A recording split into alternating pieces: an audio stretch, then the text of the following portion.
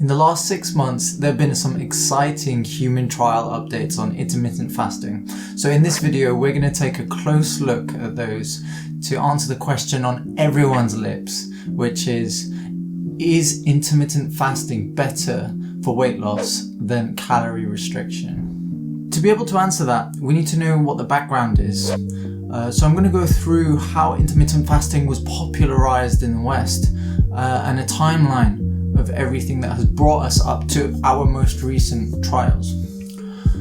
Now, back in 2014, a really popular doctor named Dr. Michael Mosley was diagnosed with type 2 diabetes. And she took a blood sample and she rang me up later to say, I have very bad news for you. You are now a type 2 diabetic. Interestingly, he was a BBC broadcaster, and the thing about a doctor being diagnosed with a condition is they actually end up becoming an international expert on that condition because they have an interest in it. And so I went out to find something that would really make a difference. So he was out trying to find the best diet for type 2 diabetes, and he came across intermittent fasting, created a documentary about it where he did it for 8 weeks to see what effect it would have on his type 2 diabetes. They were hoping it would help control the blood sugars, but the results they found were nothing short of miraculous. They actually reduced the blood sugars back to normal levels. That doesn't mean that he's completely cured of diabetes, but that's quite impressive. So he actually published this documentary and also a book which ended up becoming a massive bestseller. It's called The Fad Diet, and it's available on Amazon. Good read. And interest started to build. So in 2015, Simon et al. Decided to look into all of the research that had been done on intermittent fasting and compare it to calorie restriction. They found some shocking results. First of all, they saw that continuous calorie restriction can sometimes lead to adaptive effects on the body, where it prevents further weight loss, even with the same calorie deficit. It also showed that intermittent fasting was at least as good as calorie restriction for weight loss. So there was some backing now to what Michael Mosley had done in 2014. And following from that, Dr. Jason Fung. If people would lose weight, the diabetes would go away. If you don't get diabetes, type 2 diabetes, then you don't get diabetic kidney disease. Well, that's pretty obvious, but there's no money in it. So nobody was promoting this stuff. Dr. Jason Fung actually released another book which even blew Dr. Michael Mosley's out of the water. It was called The Obesity Code, and that has over 16,000 reviews on Amazon and is a bestseller.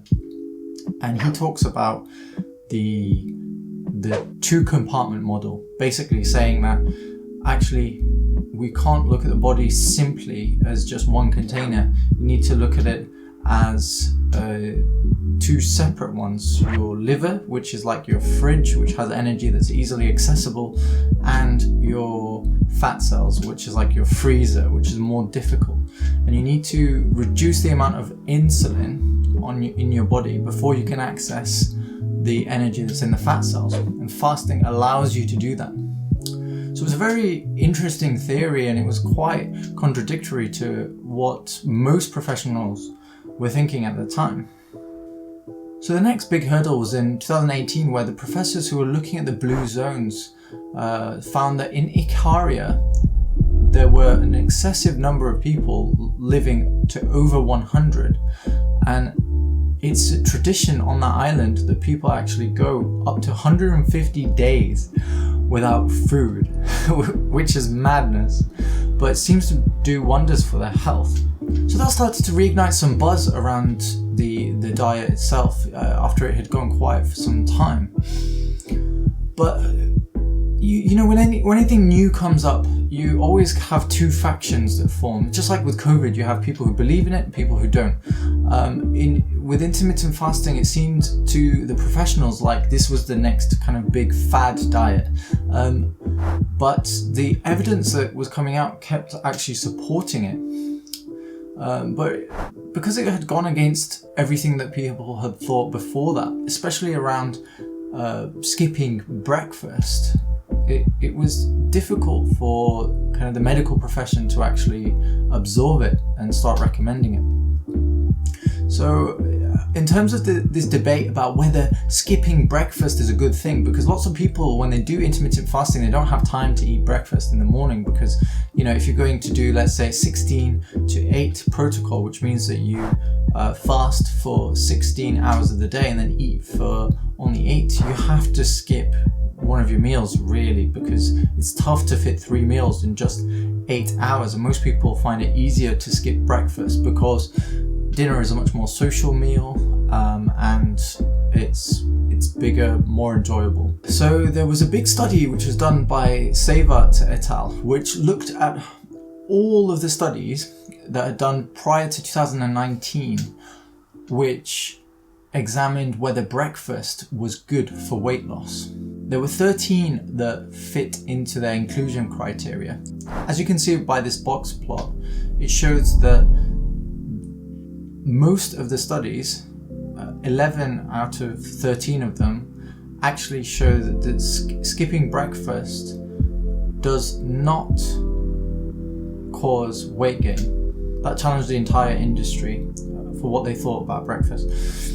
The other thing, though, that you need to think about with breakfast is that it helps to keep you cognitively alert, since it gives that steady stream of nutrients to the brain. And there have been studies in both children and adults which still show that those who skip breakfast are not as able to achieve academically, mainly in children, but also in adults have worsened recall. So your memory is actually worse if you do skip breakfast. So there are those side effects. So even if it's not necessarily that important for weight loss per se, based on that big study, it still can have other side effects to skip breakfast. And the impact on weight loss is marginal, really. So if you do or if you don't, to be honest, it doesn't really make a difference. Then fast forward to the juice, what this video is about. There have been 2 really big randomized control trials that have been done in the last 6 months. One of them was done by Thurlow et al. Back around September 2020.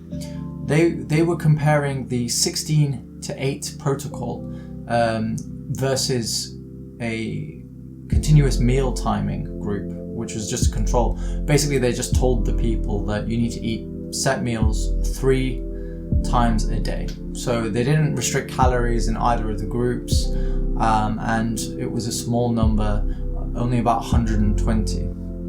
And they showed no significant difference in weight loss between the group that did intermittent fasting and the group that had continuous meal times. There was no difference, but it did show that there was weight loss in the control group, which is proof of how important it is to have a control group. So all of the animal models and all of the kind of observational studies that have been done before that are so difficult to interpret and have limited use in deciding whether or not it's an effective intervention, because you don't know how much these people would have lost if they were on a different diet. There's no control group to compare it to. So there are too many variables. That's why you need these randomized control trials. But that study had a lot of design flaws, and actually the funders of that study are the directors of a group called Keto Inc., who make ketosis meters, and so there is quite a significant conflict of interest there as well, because they are advocating the ketosis diet, and so if intermittent fasting becomes shown to be more effective than the ketosis diet, that's going to be bad for their bottom line. So fast forward to January 2021, Peak et al. Ran a really good study which controlled for calories It recruited around 80 people, which again is not huge numbers, but this is a human randomized controlled trial, and they did a diet which adjusted for each individual's recommended calorie intake as well. So the deficit was the same across the whole group.